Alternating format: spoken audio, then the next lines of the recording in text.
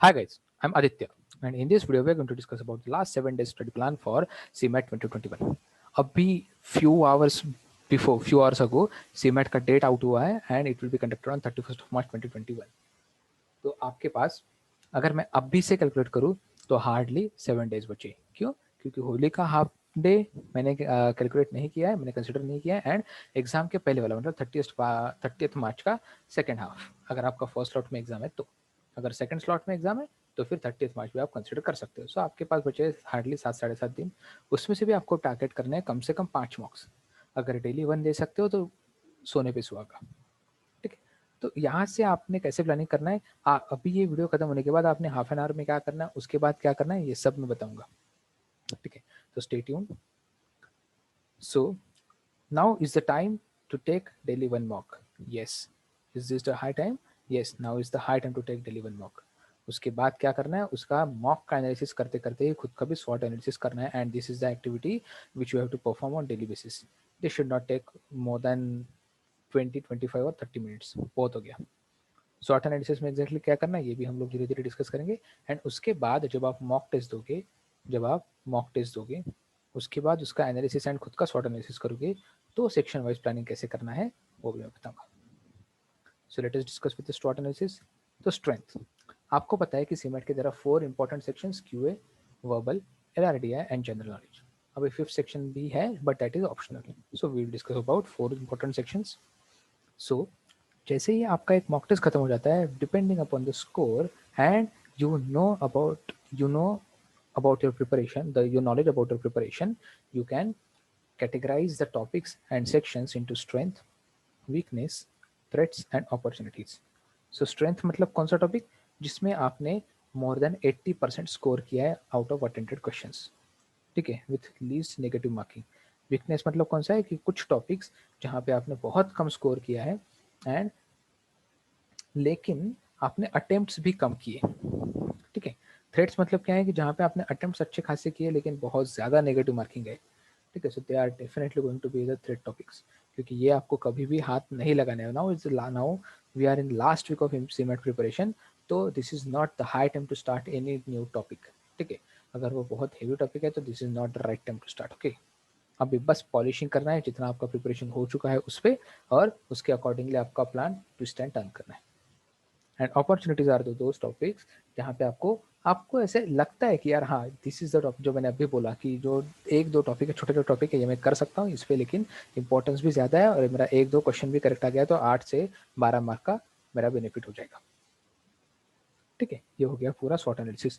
तो अगर मैं क्वांटिफाई करने चाहूँ तो स्ट्रेंथ मतलब वो टॉपिक्स जहाँ पे स्ट्रेंथ मतलब वो सेक्शंस जहाँ पे आपने 80 to 90% से ज़्यादा स्कोर किया है.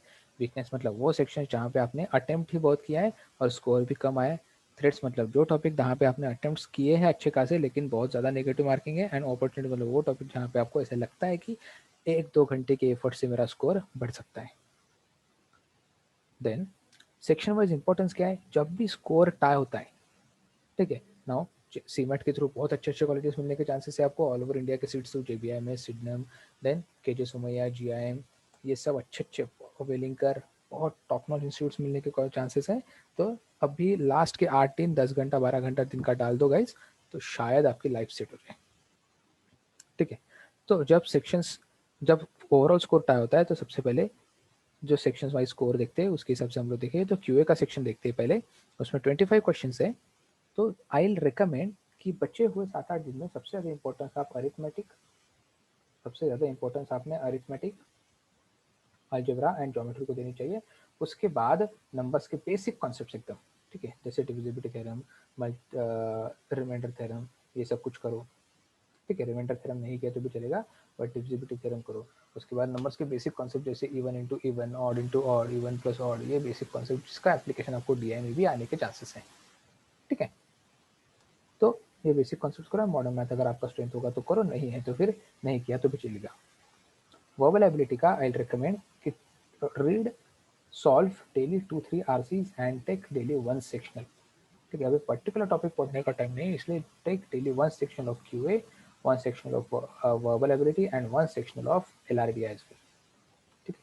क्योंकि एक टॉपिक पे 20-20 क्वेश्चन सॉल्व करते जाओगे, ऐसे 400-500 क्वेश्चन सॉल्व करने का टाइम नहीं मिलेगा एक दिन में। उससे बेटर है कि 25 क्वेश्चन इसके करो, 25 क्वेश्चन इसके करो, 25 क्वेश्चन इसके करो एंड 100 क्वेश्चन अपने एक फुल लेंथ मॉक के करो जो आप डेली देने वाले हो। ठीक है। देन जीके में क्या करना है कि पास्ट 6 मंथ्स का जितना भी डायनामिक जीके आप पढ़ सकते हो उतना पढ़ने की कोशिश करो, but do not give more than 1 hour per day to this section. 1 से थोड़ा ज़्यादा देना चाहते हो तो 2 आवर्स पर डे से ज़्यादा नहीं देना है। तो आपको 10 to 12 आवर्स कैसे डिवाइड करना है? 3 आवर्स का पहला एक मॉक टेस्ट, 3 घंटे कभी लगते नहीं है सीमेट के मॉक टेस्ट को, 2 सवा 2 घंटे में आपका खत्म हो जाएगा। उसका एनालिसिस 1-1.5 घंटा हो गया आपका 3.5 to 4 आवर्स, करेक्ट। उसके बाद ये 3 सेक्शनल्स अकॉर्डिंगली कि आपको कौन से सेक्शन में सबसे कम मार्क्स आए उसके अकॉर्डिंगली आपने प्रायोरिटी देनी है, बट आई विल रिकमेंड कि give 3 sections, 3 sectional test per day. ठीक है। इसको ज़्यादा से ज़्यादा 30-30 मिनट्स लगेगा, या तो फिर आप पकड़ लो कि 1-1 घंटा लगेगा। ठीक है। तो 1-2-3 घंटा इसमें लगेगा, 4+3 7 आवर्स एंड अराउंड 2 आवर्स का इनपुट आपका इसमें जाना चाहिए। ठीक है। जिसमें आपको 1 घंटा डायनामिक एंड 1 घंटा स्टैटिक ऐसा भी डिवाइड कर सकते हो। स्टैटिक में क्या करना है कि 1-1 घंटे का एक ही दिन का ये इनपुट्स है, इसमें से आधे से ज़्यादा काम तो आपने ऑलरेडी करके रखा होगा। डायनामिक के लिए आप अनिकेत सर जो वीडियोज अपलोड कर रहे हो वो देख सकते हो, करेक्ट। स्टैटिक के लिए आप सीधा गूगल कर सकते हो, 15-15 मिनट में सब इन्फॉर्मेशन मिल जाएगी, जैसे टॉप ऑर्गेनाइजेशन कौन सी है, उनके हेडक्वार्टर्स कहाँ पे है, उनके हेड्स कौन है, countries and currencies and their capitals, correct, famous personalities who were recently in the news and their faces, क्योंकि सिमट में ये पैटर्न बहुत बार आता है कि आपको एक फेस दिया जाएगा एंड उनका नाम पूछा जाएगा। ठीक है। ये सब करने के बाद आपको टारगेट क्या रखना है to get admission into JBIMS और सिटनम जैसे टॉप नॉच इंस्टीट्यूट्स। तो सबसे पहले तो हम लोग स्टार्ट करेंगे जीके से, क्योंकि GK is the king maker section usually in CMAT, क्योंकि सब लोगों का क्वांट, अभी सब लोगों ने कैट के लिए, most of the people have already prepared for CAT, XAT, SNAP, they have appeared for SNAP and MAT, सब लोगों ने ऑलमोस्ट अच्छे तरीके से प्रिपेयर करके रखा है। तो आपके लिए QA/LR/DI सेक्शन का कोई बड़ी चीज़ नहीं है, उसमें डेफिनेटली यू शुड स्कोर 80+।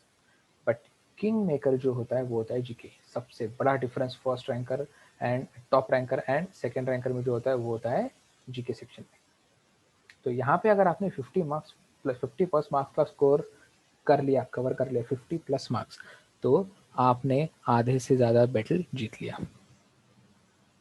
क्योंकि यहाँ पे 50+ मार्क्स स्कोर करना थोड़ा डिफिकल्ट है, इसलिए वी रिकमेंड कि LRDI में usually you should target 90+, verbal में 90+ एंड QA में 90+। इस तरीके से अगर आपको 320 के ऊपर मार्क मिलता है तो आप श्योर शॉट एडमिशन या कॉल एक्सपेक्ट कर सकते हो टॉप नॉच बी स्कूल से। ओके। इसके ऊपर अगर आपको कोई पर्सनलाइज्ड इनपुट्स चाहिए, या तो फिर 1-on-1 मॉक टेस्ट एनालिसिस चाहिए, या तो फिर 1-on-1 इनपुट्स चाहिए, then please contact us on any of these social media platform or write down in the comment section below. Okay guys, chalo, best of luck.